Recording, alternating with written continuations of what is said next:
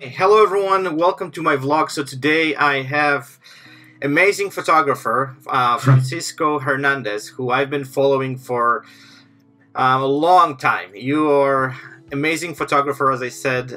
You're doing great work. I've been following your vlog for also a long time. I've learned so much from you, which you know, it's amazing nowadays that everyone is trying to share their knowledge, their experiences, you know, giving different input on, you know, equipment and styles and all those stuff. So I know we had quite quick conversations back and forth over the last week, and you agreed to do this interview, which I'm extremely thankful. I have tons of questions to you, but before we start, I just want to ask you the first question, like, how did you get into the photography? Because this is like the most common question, and you know, people want to know a little bit kind of behind the scene, how did you get into this whole thing? Because as you probably know, everyone is a photographer, but those successful ones is just a handful ones, right? So if you could just tell me a little bit your story. I tried to find something, but I couldn't. Like you've been keep this as a secret a little bit. So if you could just share a little bit, that would be awesome. Well, yeah, I can definitely go ahead and share that. That is something that I don't really, well, it's not really brought up a lot, but it's a bit of a little bit of a story. I think growing up, I was kind of like isolated. I wasn't really outgoing. And I think, I can't remember exactly why. I'll ask my mom, see if she remembers. But one day, whenever I was just following my mom on some errands where she would just bring me, she took me to like a CVS or just like a pharmacy, and they had disposable cameras. And I can't remember why, but I got one from there. Maybe she got one just to, you know, see if I would have fun playing with it, keep myself occupied. And from the whole experience with those disposable cameras, I enjoyed it, and I thought it was really interesting. And I think I was actually very fortunate that I was in that kind of stage of actually the stage of photography in general, because I had that access to a camera, and it was at that stage where I could appreciate it more than now when people have like their phones on, they're on it all the time, then they don't maybe appreciate it as much, and they don't get really interested in seeing, you know, kind of exploring that a bit more. So that first initial spark of interest was from disposable cameras. And then over the course of years, this was around when I was like maybe, I don't know, maybe 10 or 11, 10 or 11. And then I think over the course of years, every now and then it would become a thing where every couple of months I would get like my mom would give me a disposable camera, and I would be very selective about my shots and, you know, what I wanted to capture, in other words. And I had that little bit of a interest in photography then. And then fast forward to high school, when I was, I think, a junior, my 11th grade year. I was in the yearbook club, and I think that's the same experience that a lot of photographers have. When they have to go and take pictures for the yearbook club, that's pretty much where I got more interested in about photography. And again, I think I was very fortunate of where I was growing up in regards to the technology behind photography, because I think around that, I think it was around 2008, digital photography started to get a little bit more accessible. And I had checked out the Canon Rebel series digital cameras. And I'm very fortunate in that, because I know myself, and I know that as much as I would like to try out film photography, I'm very much a digital age photographer. And I love the whole fact that you can take pictures, and if you want to take more, you can do so, and if you need to make room, you can delete some. And with film, you can't do that. So I was very fortunate, and I really liked the whole digital photography aspect. And that was in high school. And then I had to put that on pause for a bit, because I had to go to college, and in college I had to really like focus. And then I was one of those people that didn't necessarily know what they wanted to do, so I did my basic classes first. And then I thought, you know what, I liked photography a lot. Let me try to see if I can make something out of that. And then I started to go towards a TV film track. And then I had to get a video camera. So I already had a digital camera prior to that class, but it was the Nikon D60, I believe. And that one was purely photo, I believe, I needed a dedicated video camera. So that's when I went to get the Canon, and then I think that just kind of like rekindled that fire, that spark, and then I just used it for a couple of years, and then when I graduated, I got to really experience and really learn a lot and teach myself a lot more. Okay, so it's a bit of a story. Well, it's I think, you know what, everyone kind of goes through, I don't want to say similar stories, but there's always that kind of childhood memory with the camera which kind of gets you hooked on. Yeah. And then, you know, kind of drags for years, and then, you know, like I have like not the same but similar stuff. Like my dad was a photographer, like an amateur one, and then, you know, he has those, you know, different stuff, and, you know, like I was always so inspired and, you know, kind of excited whenever we have kind of ability to use it, and that's how this whole thing kind of grow into me. And then, you know, like eventually, you know, I started kind of slowly going into this entire, you know, spin of, you know, buying stuff. And I think also what you have said was so interesting, and I 100% agree with you that when the digital was kind of introduced, there was like something so exciting. And I remember my first digital camera was just like opening completely new door and new possibilities. And then, you know, it was just like I remember that this whole thing like that would be yesterday, but it's when you think about it, it's been over a decade, right? Even more I know, that. I don't want to remember that. Yeah, and now like when you look back, you know, those first digital cameras, and that's what we have today, is just also completely different worlds, right? So yeah, it's so different. Yeah, so let's talk a little bit about I just want to talk about your style, because I've been really digging into your photos, and, you know, like you do a lot of different things, but at the same time there's some kind of thread which connects all those pictures. So what I want to ask you is, how do you define your style? And also I would like to kind of hear a little bit more, if you wouldn't mind sharing, you know, about the process of, you know, how you were discovering what you like, what you don't like. And then, you know, I'm going to dig it a little bit more about the equipment, because, you know, you've trying different things, but you still kind of have that consistency even with shooting, you know, different lighting setups and, you know, different cameras and all this stuff. So if you could just share that thing would be awesome. So yeah, that's pretty, I like that question, because it definitely was something that developed slowly over time, and it's now at a point where I love my style and I enjoy my style, and I don't mind sharing how it's achieved. I can tell you that from the beginning, when I started to use photography more in depth, when I got the serious camera in college, I started to gravitate a bit more towards the commercial kind of look with off-camera flash. So that was something that I for one definitely wanted to kind of replicate in my own work, and that was something that I knew that I needed to get off-camera flash for.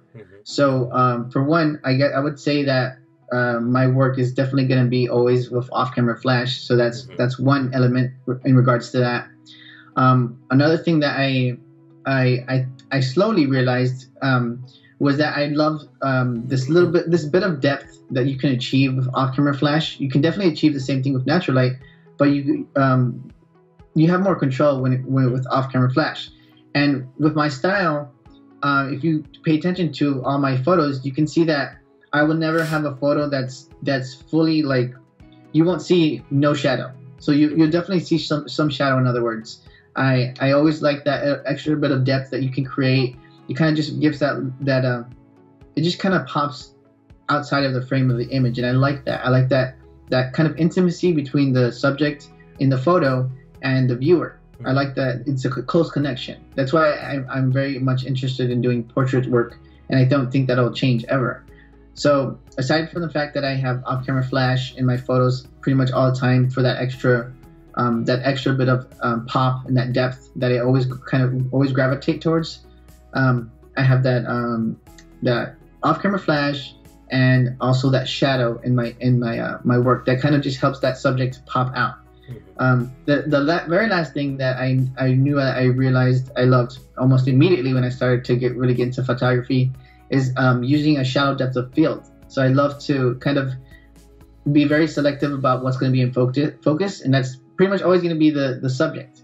I always want to kind of just make that subject highlight more than anything, more than the background, more than even the clothes that they're wearing. I just want that connection with the subject.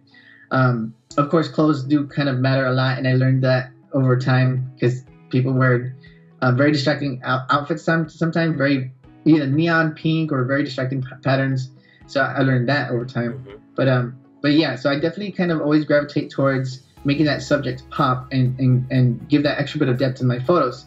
And the way that I do that is, if you had to sum it up, it'd be through using shadows. I like the off-camera flash. Well, actually not the off-camera flash, but the lighting style of Rembrandt. If whoever's listening, if they don't know Rembrandt, definitely Google that. It's my favorite lighting style ever. So I try to always use some sort of style that's very similar to that, or I just try to use shadows in general to kind of give that extra depth. I use off-camera flash for that. For some there's some shots that you can't just achieve with natural light, and I was gonna make a post about that today in my photos from a photo shoot that I did just 2 days ago. So I like the ability that you have to get a lot of things exposed correctly using off-camera flash. So sometimes that will be a major thing in my portrait work. And yeah, the fact that I use a shadow depth of field is another thing that really kind of defines my style. So using a shadow depth of field with off-camera flash and using shadows is kind of gonna be my style, in other words. And I don't mind sharing with how I achieved that style over time. It definitely was a process. The thing that I use a lot is high-speed sync, and that was something that when I started back over 2000, like when I really started in 2011, it was not a thing. It may have existed, but nobody ever knew about it. And it was something that I was definitely, I definitely learned through a lot of trial and error and different types of products how to achieve that over time. Okay, so that's gonna lead me to the next question, and usually I really hate asking questions about equipment because this is just a tool, but people will give me hell if I'm not gonna ask those questions, and we're gonna get both, I think, in trouble if we're not gonna discuss this. It's a fine. Yeah, but that's the kind of the way it is. Especially nowadays, I found for whatever reason, people always ask about So could you tell me a little bit about your gear, but also like the way I would like to kind of direct this question would be, how did you develop your the stuff what you're using for your work? Because I know, I can just share a little bit my story. It took me a little bit because I'm shooting speed lights, and I used to shoot with alien room lights. Then I actually dumped this whole thing when I discovered that I can do similar stuff with speed lights. And I know that was a little bit of process of experimenting and trying new things. But I would like to ask you, what was your process, and if you could just share me what you are using when it comes to creating your work. Well, what I use now, or what I used, I think it would probably be a bit of a long story if I go through every. Yeah. But just give me what are you using right now? But how you got to this point that I'm using this because I like, for example, this camera, or I like this lights for whatever reason. So in regards to lighting, or actually in regards to my camera gear, my first DSLR that I owned was the Nikon D60, and that one came with a kit lens, and it was the 18-55. Okay. And I think I went out on a trip, and I saw somebody else with a Canon, and they had a 18-135, and of course my knowledge with photography was not as extensive as it is now. So I was like, okay, I need to get a Canon. They have the longer lens. It was just something like that. And then in college, actually, when I had my TV film classes and I would see other people using, they would make their own little short videos for projects, I saw a lot of them using Canon. So I thought, okay, there must be something with this camera brand that kind of rings true, and it has, something must be going on with this camera brand that I need to check into. So I will be honest, I didn't really do a lot of research, and I just got a Canon 60D, and it ended up being a very good film or camera for video, because it had a flip screen so you can see yourself in case that's something that you needed to check. But again, my knowledge was still not as great as it is now, and I just got the camera mainly because other people in my area had gotten that camera as well. And it kind of benefited me for one reason specifically. If I needed to borrow lenses from these other students in my class, they had the same camera brand, so I was able to do so. So that was one reason that if I could go back, I would still go that same route because of the accessibility with other lenses from these other students that had the same camera. Over time, I wanted to go full frame because again, as my knowledge grew, I was like, okay, maybe I can get a better shallow depth of field. Maybe I can do other things that I normally wouldn't be able to do with my current camera. With that Canon 60D, what I eventually found out over time was that I love the ability to take photos no matter what time of day. And one thing that was very limiting with that Canon 60D was the ISO performance. Once you start to go past ISO 800, it starts to get very grainy. And one thing that I looked into when I was looking into getting a full frame camera, because I was looking at the Canon 5D Mark II, and then the 5D Mark III I think had maybe just came out. I was looking into those cameras, but what I found out, and this was the sole deciding factor of why I got the Canon 60, was that the Canon 60 had slightly better ISO performance, and that was the biggest deciding factor because I wanted that extra little bit of ISO performance in case I wanted to go and shoot at night or shoot without any lighting and shoot at an event. So that was the biggest factor for that.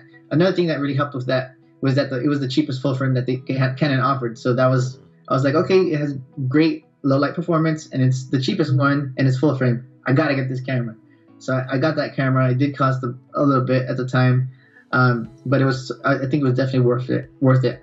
I used it for a couple of years until I started to get more interested in Sony, specifically because they have this feature called eye autofocus, which just by holding a button, it'll focus on the eyes, and that's going to be extremely helpful in using a wide aperture where not a lot is going to be in focus. And if you try to focus on the eyes and move a little bit, you'll get an out of focus shot.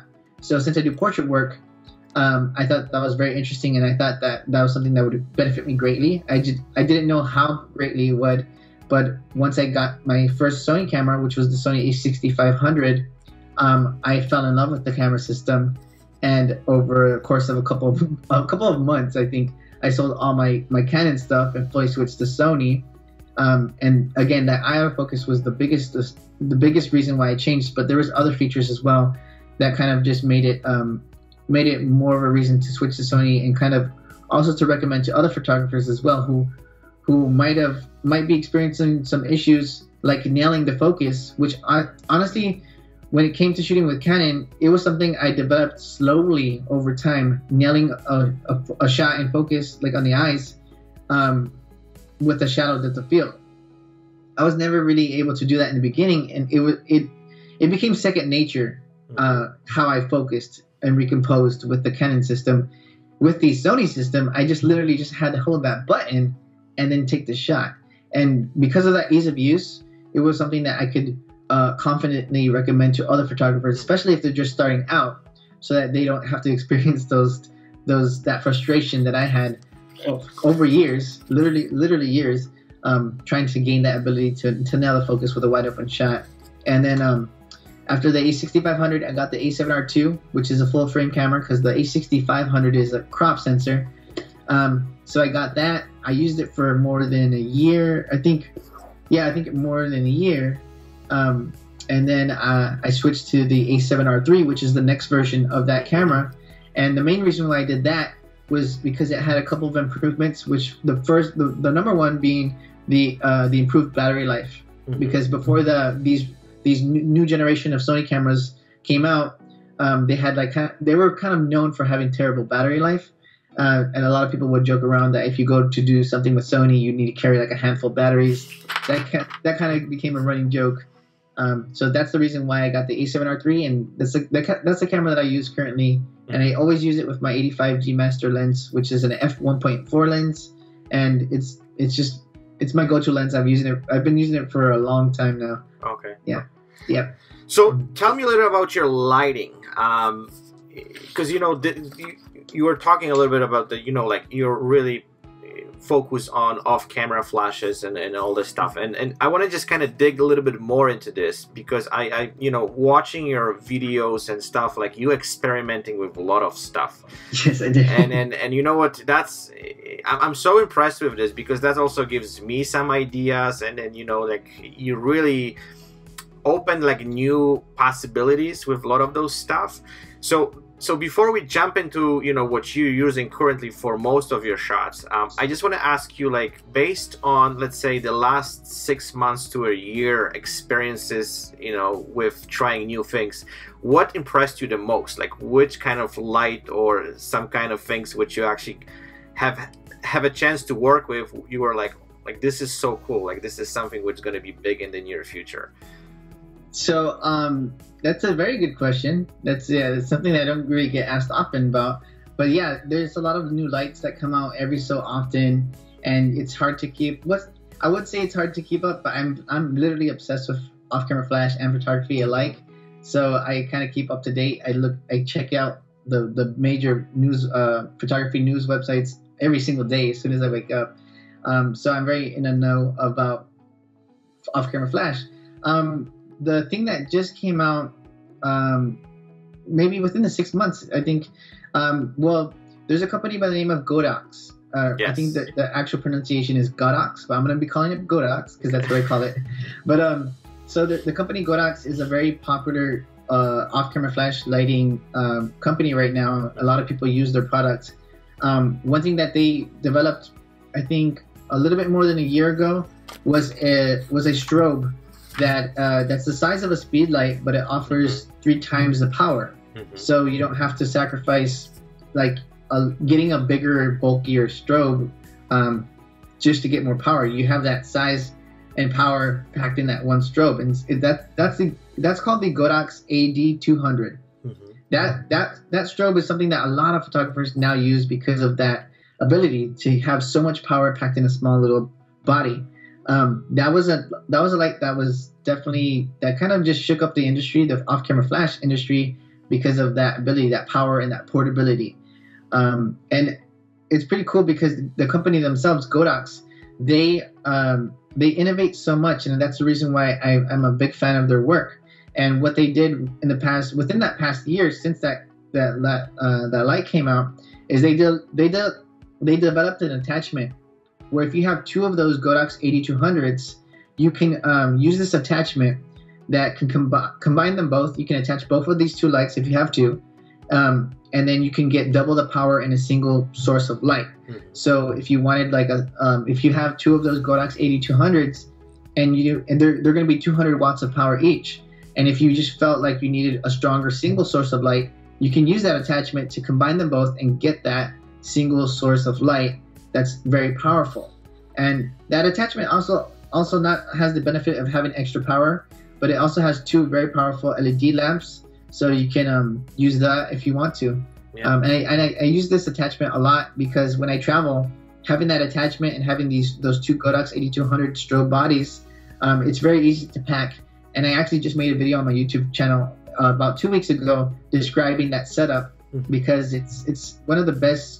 I called that video the best off-camera flash setup because I honestly believe that to date that is something that is very very flexible, and having the ability to, if you want to use 2 of those lights separately, have a 2-light setup, you can do so by just dismantling that attachment. Mm-hmm. And if you want a single source of light that just has that extra bit of power, you can combine them.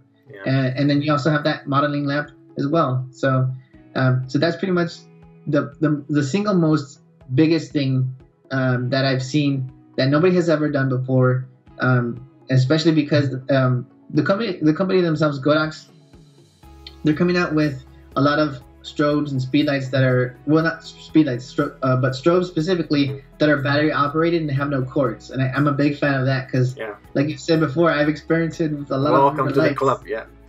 Yeah, and I've gotten to the point where I'm like, I'm spoiled now, and I don't want to have to deal with any sort of cords. Well, so that was, part of my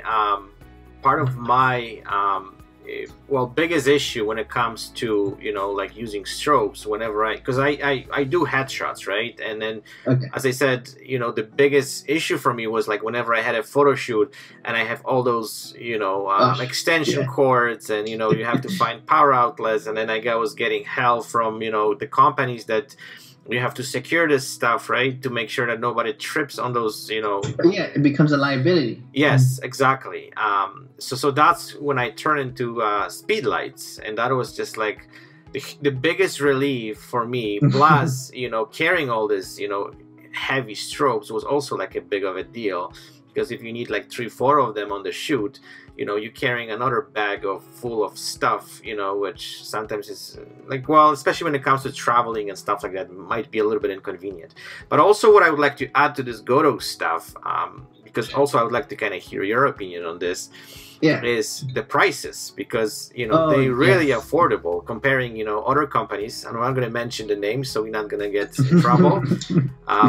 But, you know, they really step up to make this so affordable that, well, I'm not saying everyone, but most people, it's easier to spend, let's say, $400 on the, you know, light instead paying $2,000-$3,000, right? Yes, very much so. I definitely agree with that.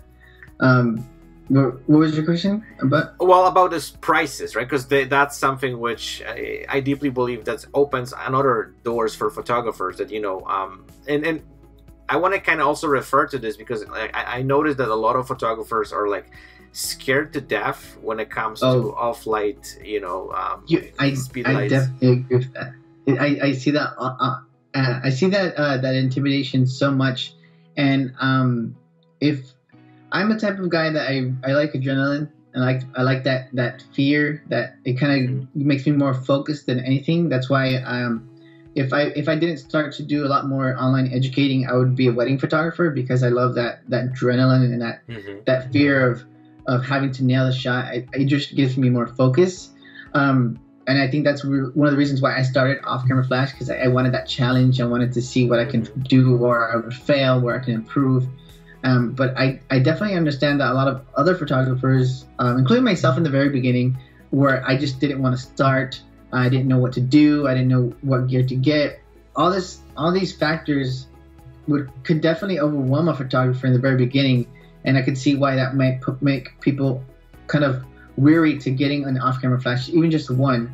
And even when they get that flash, the fact that they might not use it right away kind of might make, instead of giving them the courage to continue, it might make them want to stop entirely. And that's something that definitely makes me want to continue to make more videos, especially for the people that might be starting off, because I definitely understand that intimidation, and I don't want to I don't want them to experience that as well. I have a couple of videos that I don't want to spoil right now, but they're definitely going to be aimed towards people who are wanting to get some pretty great results without having to break the bank, and also getting great results with the most minimal gear. And it's gonna be kind of directed towards everyone, but also at the same time leaning a little bit towards people who are just starting out. But yeah, in regards to pricing, oh man, with that, there are several reasons why I'm a big fan of Godox, and the biggest one would probably have to be the price. Yeah. In regards to my own experiences with pricing and stuff, I when I didn't know much about photography, I thought I had to get the Canon version of a speedlight. So I got one at Walmart, and I saw that it was on sale, and I was like, oh cool, it's on sale. And at the time it was $240, I think. And fast forward to today, with that much money, I can get a whole 60, 40. I can get like a 3-light setup and do so much work indoors or outdoors, and it's insane. But I also think, you know, what it's amazing, you know, that recently I think that the mentality of photographers changed a little bit, because, you know, I think we started finally understanding, you know, we don't really need this high-end lights to produce, you know, interesting and, you know, artistic shots. You know, we can have a simple setup, And as long as you have a little bit of knowledge and experience, you know, you can create something really outstanding. And the money is not becoming an issue when it comes to be creative and doing some interesting stuff. But I think the companies, and I know I'm going to get hell for this, you know, they still kind of push that agenda that, you know, like you need to have, you know, this camera, or you need this, you know, super expensive lights or this expensive setups to do certain things, which is not true. And I think you're right. Slowly we actually started understanding this a little bit more, and because of people like you who actually, you know, exposed this whole thing, and you kind of showing, okay, you know what, you need this, let's say, couple lights, and then, you know, this is the results, and then people, I'm sure they're getting kind of overwhelmed, like, or they have, you know, or they even have a hard time to understand, you know, with this really inexpensive setup, you can create something really incredible. Okay, so now I want to kind of change to something completely different. I know we talk lots about equipment, so now I want to talk a little bit about retouching. And the main reason I want to talk about it, because this is one of the things which I think is like, I don't want to, people don't want to talk about it, but I think most of the time, you know, people like still have those beliefs that, okay, I can create images which they're really good, I don't have to retouch them. And I know they're scared of retouching. You know, this is another thing which we need to learn, and it takes time, you know, because for me it's been years and I still have so much to learn, and, you know, I need to practice and, you know, do this kind of I would say a lot of work goes into it to learn this thing. So could you tell me a little bit about your experience when it comes to retouching? Like, so you retouch your images yourself, or you send them off to someone? What's the process look like in your workflow? Yeah, I can definitely, like, with anything about anything that I do, I'm a completely open book, so I don't mind answering these questions at all. So, like you mentioned before, there's this belief that some people think that if they take a shot with off-camera flash, that they don't have to do any retouching, which I definitely disagree with. I definitely know that there's that mentality, and it is there for certain reasons, but I think what can be unintentionally promoting that idea is if somebody posts a photo on an online group or on Instagram or any sort of social media, and they use off-camera flash, and the photo is edited or in any sort of way. That I think this is where I fell into the trap as well, with off-camera flash, because I would see images that look amazing, and they were highly, like, I can analyze the photo now and see if it's retouched it. Like, my mind and my eye has gotten so much better than before. And back then, I knew when I saw a shot with off-camera flash, I thought, well, I didn't know then, but I know now that it's been retouched, and it has this whole bunch of different factors that have been involved. In regards to retouching, when I just started photography, I was completely opposite of where I am now. I thought when I started that if I edited in any sort of way, anything, a crop, changing the contrast or anything, I thought I would be cheating. So I was called what's called a photography purist back then. I thought that it would be cheating by editing in any way, and that lasted and hindered me for a couple months. And then what I slowly realized is that, you know, literally every single person alive has a way of processing their photos in regards to, if they shoot JPEG, by changing the sharpness or the contrast or the saturation, that's going to affect the photo, and you're essentially processing the photo by doing that. So when I eventually learned about shooting raw, it was kind of like a eureka moment, because I had been a fan of editing photos for a little bit of time, about maybe a good 2 years, maybe a year and a half, before I discovered raw. And then when I discovered that ability to kind of process the raw file and get exactly what I want in regards to processing, I thought it was amazing, and it kind of just opened doors into letting my processing be a lot more developed.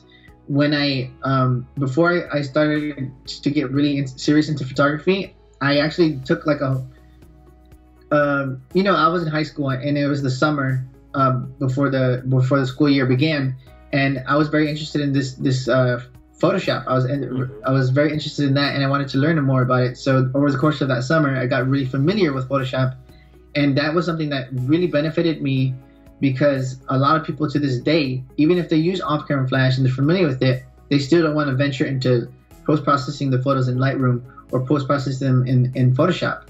So I was very fortunate that before I even started to get very serious about photography, I had that knowledge with Photoshop, and I knew how to kind of manipulate things the way that I wanted to. And just getting familiar with that system was a big benefit for me in regards to post-processing. But over the course of time, I realized, okay, you know what? If I want to achieve certain looks, then I'm going to have to spend a little bit more time post-processing the photos. My process now, of course, I shoot RAW. RAW is very important to me. I could definitely edit a JPEG, but I just have that flexibility that I like to work with shooting a RAW file.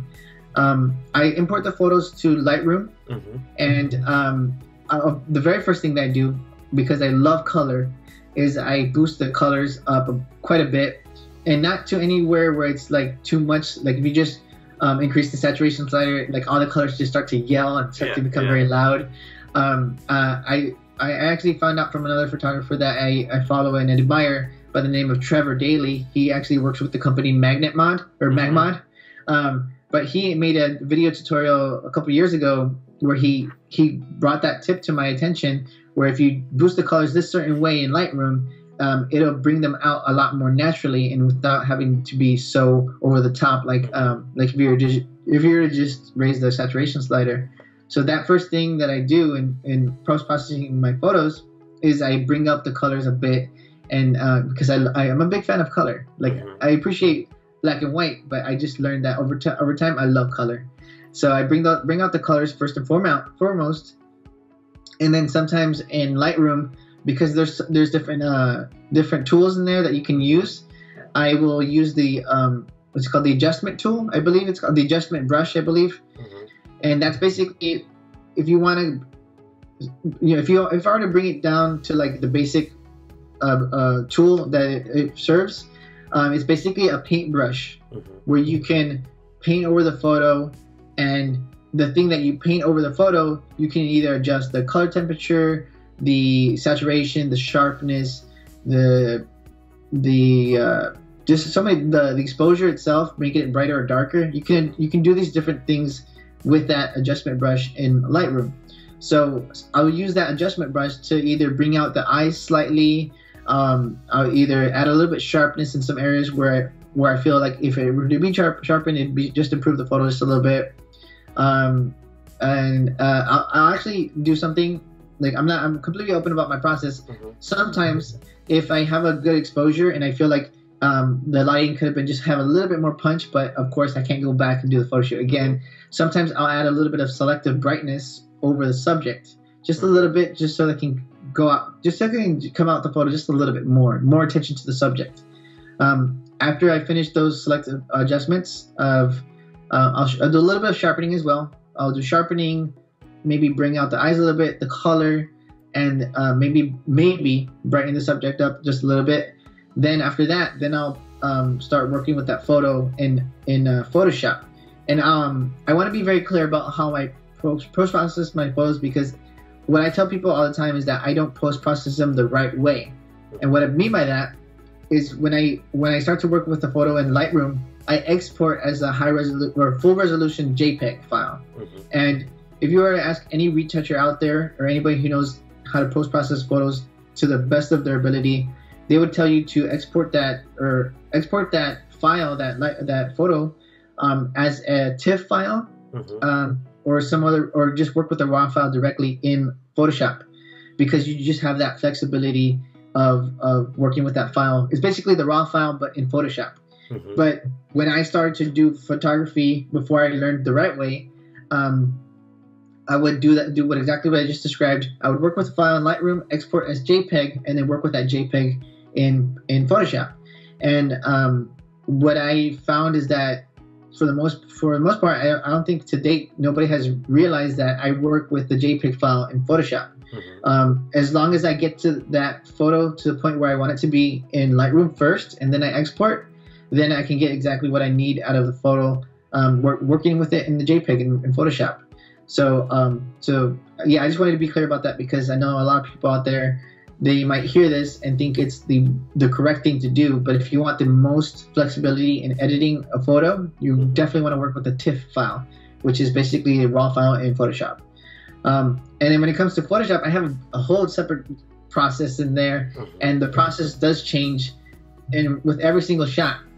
But if I had to get some sort of rule guide kind of process of what I do in Photoshop, it would have to be removing distractions first and foremost, because sometimes I'll try to visualize the photo as somebody who just saw it for the first time, and also at that same time also see it as somebody who's very crucial about the photo and try to nitpick every single thing. So I'll try to see the thing. There's people like that out there. I know. Yeah. So they'll rip your image apart. Yes, and I've experienced that before online. So I try to keep the both of those mentalities there, and sometimes I'll kind of ease up on the nitpicking side, and I'll try to just visualize the things that are distracting me in the photo, and just get the major elements that are giving that little bit of a distraction. I'll remove those using the stamp tool or the healing brush tool, I believe it's called, spot removal tool, I believe. So I'll remove it using those tools. Another thing that two of the biggest retouching tools that I know of and that I use the process called dodge and burn is something that I use maybe in every single photo that I put out there. Sometimes it's extensive, sometimes it's very minimal. And then another retouching process is called frequency separation, and that's one that I try to use very minimally all the time, because it can yield very great results. But it's also something that is very easy to go overboard. So I try not to use it myself because of that ability to go overboard.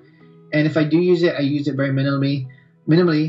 And I also don't want to use it and have people hear that I use it often and then try to use it themselves and then get disastrous results. Yes. So I try to emphasize the fact that I take a little bit of time. I take my time retouching a photo, but at the same time, that doesn't mean an hour or 2 hours.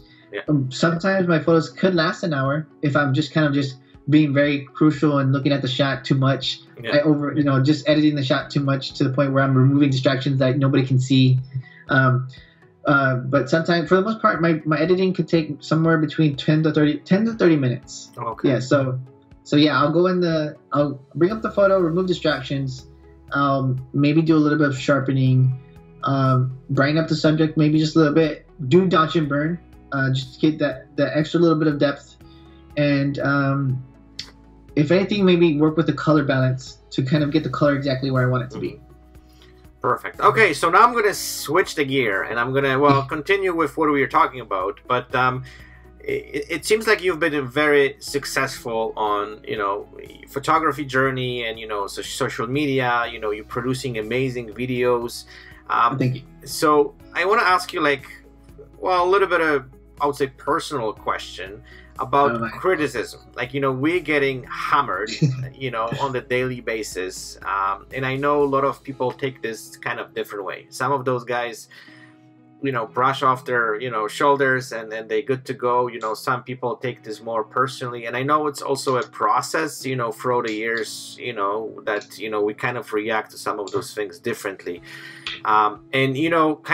The reason I want to ask you, because you are everywhere on social media, right? And I'm sure you're getting a lot of backlash sometimes for, as you said, sometimes someone sees something on your photo and they just make a huge deal out of this, and there's conversation for hours, and then you don't kind of know how to kind of react to that, and so how you deal with those kind of situations, and what's your kind of process of reacting to those things, and how you deal with this.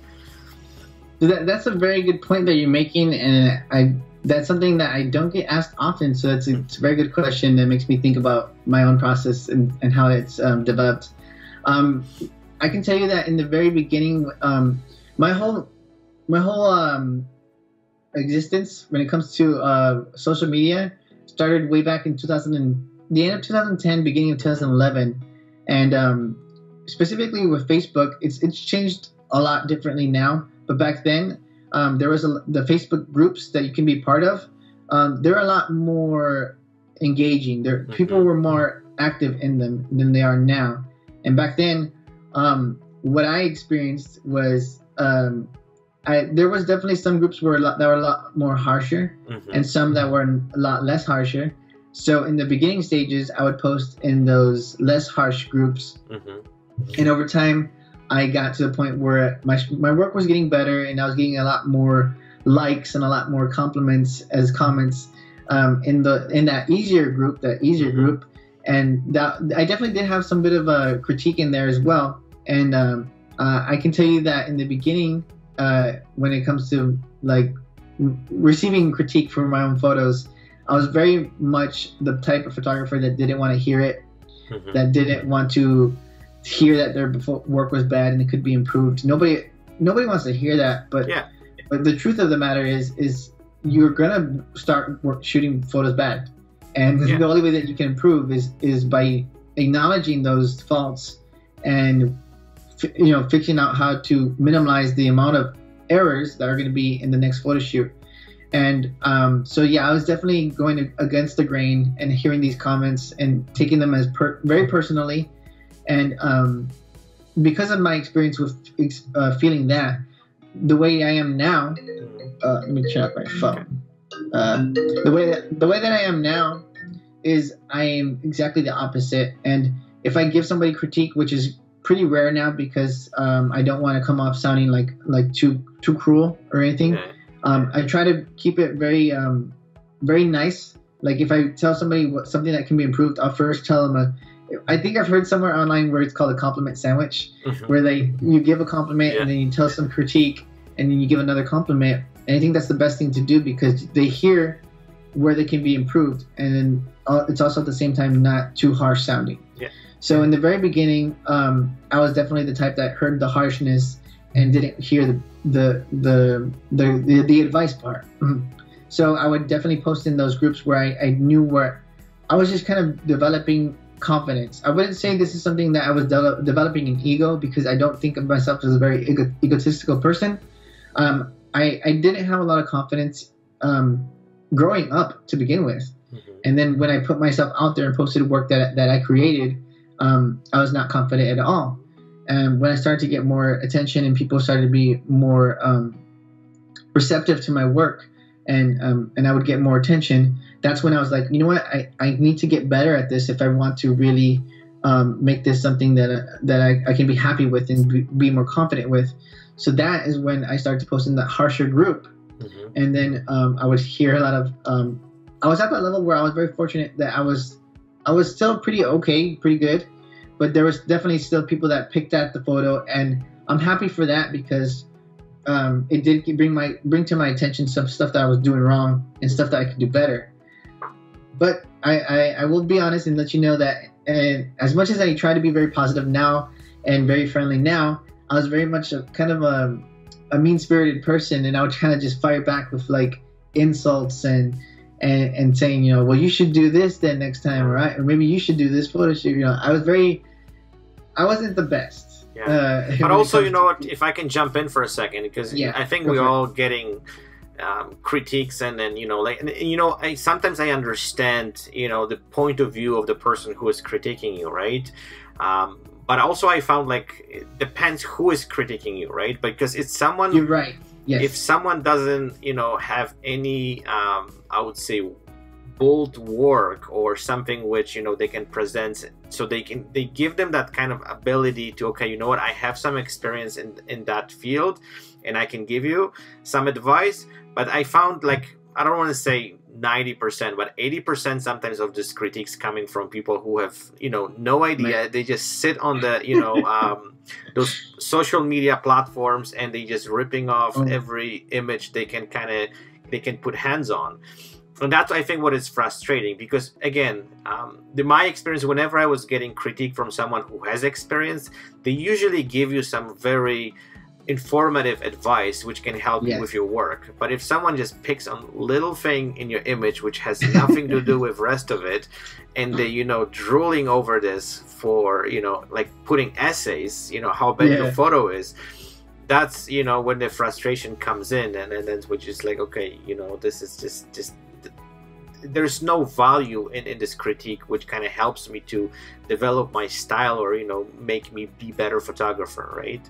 Yeah. So I'm glad you brought that up, because sometimes I try to remember, and sometimes I want to say maybe it's a willingness to wanting to forget these experiences. Yes. Where it's exactly in that situation that you described. There was a lot of that, and there is still to this day a lot of that. Yes. There's people that just will comment on my videos or comment on my posts in regards to anything.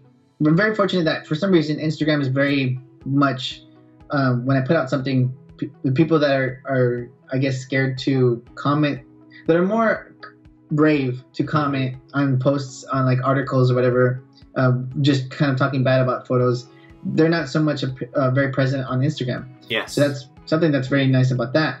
But yeah, I think it was actually just, there's some people that just troll. They just love to troll. They'll comment on articles that I've been featured in, saying that I should have done this or I should have done that. And then you'll look at their profile, if they have one, and there's no pictures at all.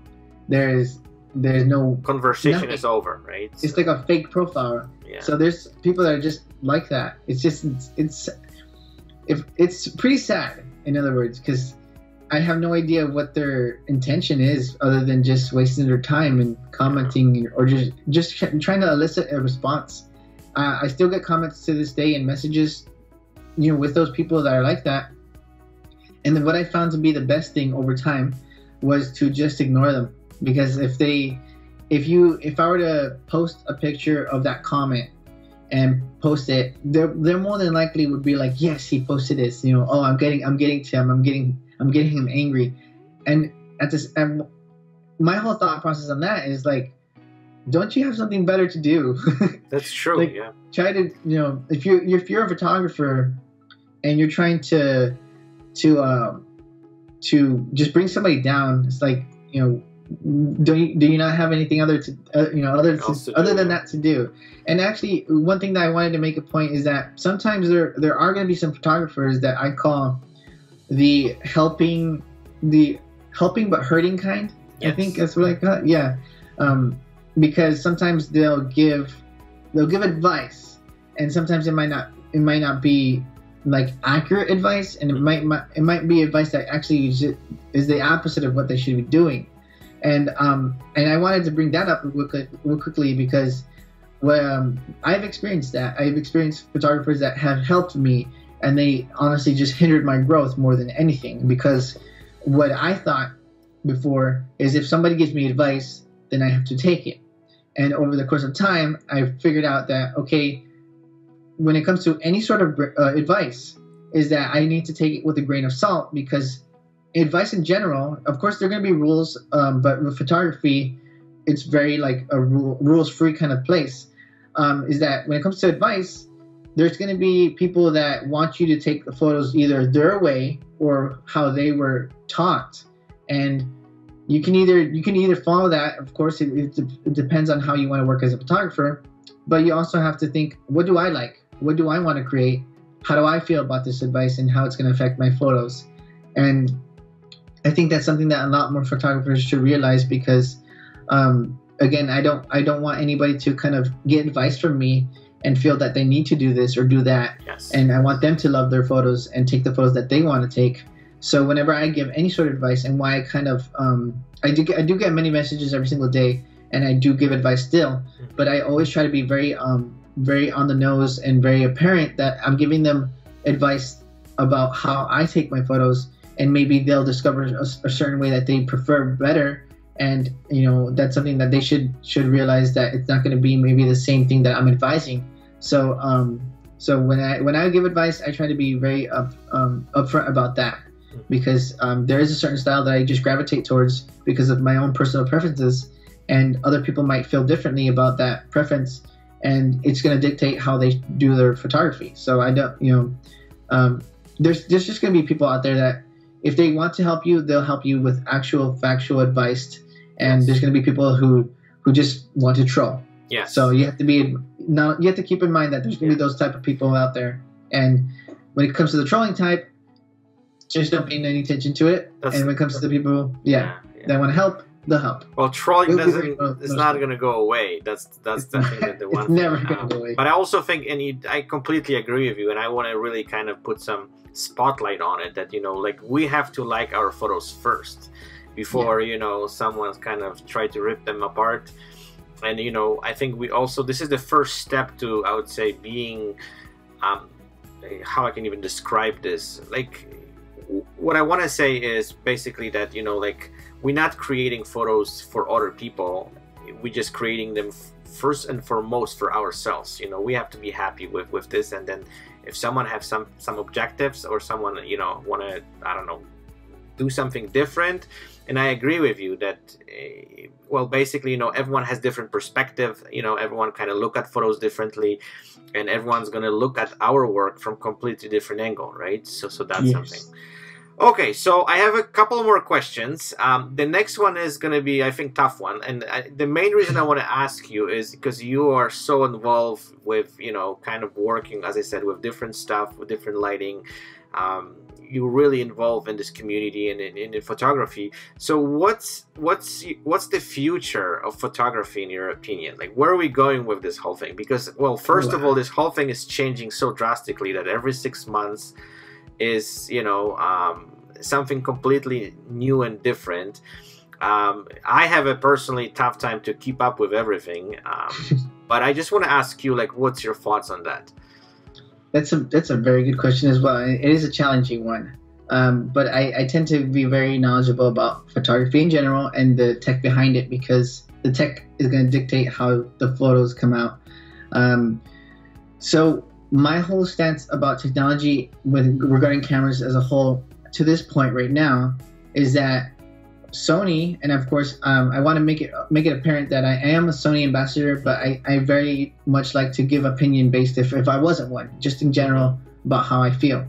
To the point where we're at right now with the Sony cameras, specifically the Sony A7 III, it's a great camera that's currently costing $2,000 US American dollars.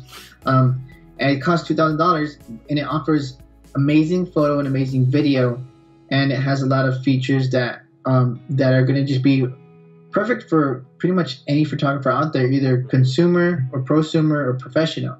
So I think that is a great camera for a multitude of different features that it has, and because of the tech that it offers right now, it's going to be difficult, in other words, for other camera companies out there to either produce a camera that's going to be either on the same bar, the same level, and if they do go beyond it, I'm also in that same mindset where I'm excited to see what's to come, because right now I'm when it comes to that camera, the Sony A7 III, and the other cameras that I personally use, the Sony A7R III, I have pretty much everything that I need. I have the ability to take portraits the way I want to very easily with that eye autofocus that really helps me out. I have a great dynamic range. I have improved color science, because Sony in the beginning with the Sony a6000, they had the colors when you would take the shots, it was not as good as Canon, but now they're pretty much on the same level. So the thing that I would be looking forward to when it comes to technology would be an even greater amount of dynamic range. And one thing that's called global shutter. Global shutter is something that you can find in like medium format cameras and other high-end cameras that cost an arm and a leg. Mm-hmm. I want to see those features kind of trickle down, even just little by little, to these mirrorless cameras, because in terms of like different levels in regards to photography, that the medium format tends to be way up there. And I think that if some of the features that they offer, like the global shutter and just an insane amount of dynamic range, if they start to offer some of these features in those cameras, in some of these mirrorless cameras that we're currently using, that'll be very, very exciting. And I honestly have some features that I would like to see implemented. One specific feature would be to record the power output and the kind of the transmitter, that the information that the transmitter receives, recorded inside the XF data, because for me as an online educator and person who tends to share exactly how a photo is achieved, sometimes, and to this day I still have to do this, I'll have to remember or write down what my power output was for a certain light and these other like a several light setup. And I would love to have that data recorded in the XF data so that I don't have to keep in mind, okay, I need to record this down and write this down. So certain features like global shutter, which is going to reduce rolling shutter, which if we do any sort of photography or videography, more apparent in videography, that if you start to like pan a little bit or shake a little bit, you'll get like camera movement. It's kind of like a jello effect. So once that starts to trickle down into the mirrorless cameras, it's going to be something that's going to be very exciting, because global shutter is also very good for off-camera flash photography, in the sense that if you have that feature, you can use any sync speed that you want, even if the flash that you're using doesn't have high-speed sync, it'll still register the shot. So for a long time now, for my personal struggle, which is something that lasted me several years figuring out, was high-speed sync and how to achieve it. With global shutter, that had existed a couple years ago when I was, doing that process of elimination, figuring out how to use it. I would have just simply bypassed that and used my manual flashes without high-speed sync and just been able to achieve the look that I want a lot sooner. So I think a lot of photographers right now are very fortunate if they just started. Yeah. And I think photographers that are going to be starting a year from now are going to be very fortunate because of all the technology that's to come. And I honestly think, in my opinion, with these other two camera brands that starts with the C and N, that they need to put out amazing technology, or else a lot of people will just kind of lose faith in these companies, because they're kind of known for kind of pushing out technology very slowly. And I know that it's a joke that Sony tends to put out cameras like all the time, but I think it's great because it gives the people more options to work with. And I think that that's always going to be a good thing. And I'm a big fan of technology in general, so I'm hoping that these technologies, these advanced technologies that are coming, really help photographers and photography in general. And it's hard to say exactly what's to come, but I'm very, very open to seeing what's coming, and I'm hoping that everybody benefits from all the technology that's coming, because competition is just going to benefit everybody. Yes, for sure. Okay, so I have one more question to you. Yes. So what I would like to kind of ask you is, what would be one advice you would like to give to someone who is starting off? There's a lot of people out there who, oh, I want to be a professional photographer. I want to actually go on that journey. So, you have a lot of experience already, and looking at your career and where you're at right now, what would be that advice? So I think the one piece of advice that I would give somebody that's starting photography is, if they're very passionate about it, I would try to do my best to see, try to kind of get them to discover if they're very passionate about that, because let's say, for example, they do it for a year and they don't like it and they stop. Well, if they know that ahead of time, then it will save them time that they'll be wasting on that. So let's say, for example, they're very passionate to begin with. My single source of advice would be to start analyzing photos that you like, and see the type of style that you want to kind of replicate in your own work, because once you figure out a style that you kind of want to either replicate or create something very similar to that, then it'll dictate what gear you need. It'll dictate what kind of lighting you may or may not need, and it'll dictate how you have to learn as a photographer, and also in regards to even post-processing. There's some photos out there that look very post-processed, and some people love that look, and other people want more natural. So if they figure out the style, which is something that took me way too long to figure out, and it kind of hindered my growth very much so, because I tried to do too much things. I would say to learn a style, learn what style and what elements of that style you like, so that you can figure out where to go with in regards to all the different things that are regarding photography. And once you find the style, then it'll be a lot easier on you to grow as a photographer and grow faster as a photographer. Perfect. So the last thing before we say goodbye, I just want to ask you where people can find you online, because I know you're everywhere. I link everything anyways. so people can find you really easy. But if you could just share it so we have that recorded. Yeah, sure. Well, I try to keep everything the same. So you can find me at FJH. Those are my initials, FJH Photo. You can find me at that pretty much anywhere. Instagram.com/FJH Photo, Facebook.com/FJH Photo, and YouTube.com FJH Photo. Yeah, and if there's any other upcoming future social medias, I'll be at FJH Photo. Awesome. So I just want to say that people who don't follow your channel, they should, and they should subscribe right away, because there's a lot of amazing informations. I'm really appreciated all the research you're doing, and all the informations you're sharing. I think the entire community can benefit from this big time, so I really appreciate it. I want to say thank you.